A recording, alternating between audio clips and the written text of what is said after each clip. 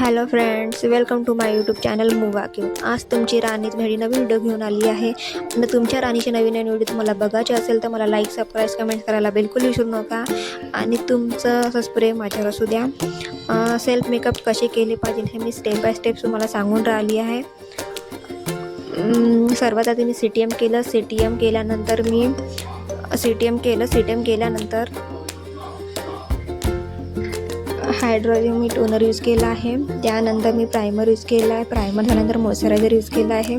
त्यानंतर मी concealer use केला. Concealer आपण ज्या ठिकाणी आपल्याला पिगमेंट असते, रेडनेट असते किंवा ब्लॅकेट्स असते त्या ठिकाणी आपण कन्सिलरचा वापर केला जातो.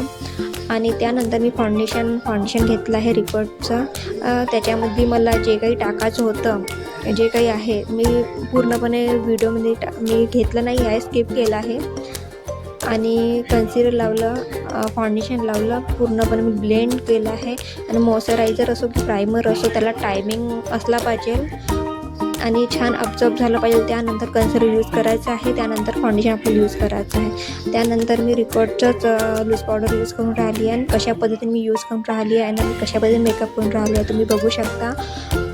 आणि माझा मेकअप तुम्हाला आवडला असेल तर मला कमेंटमध्ये नक्की सांगा. मी तसेच तुमच्याकडे नवीन व्हिडिओ घेऊन येत जाणार. बघा, पूर्ण फेसला मी लूज पावडर लावून राहिली आहे. त्यानंतर मी आय मेकअप केला आहे. आय मेकअप मी कशा पद्धतीने करून राहिली आहे ते बघू शकता. आय मेकअपचा पण व्हिडिओ मी स्किप केला आहे. पूर्णपणे मी आय मेकअप दाखवला नाही आहे.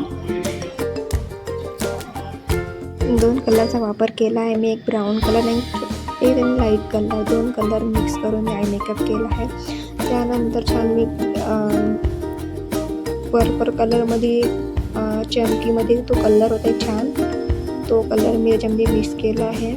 तुम्ही लास्टमध्ये लुक बघू शकता की किती सुंदर झाला आहे. बघू शकता तुम्ही माझा मेकअप सॉफ्ट आणि किती नॅचरल मेकअप झाला आहे. तुम्ही मला कमेंटमध्ये नक्की सांगा की माझा मेकअप तुम्हाला आवडला की नाही म्हणून. लाईक, सबस्क्राईब, कमेंट करायला बिलकुल विसरू नका. बाय.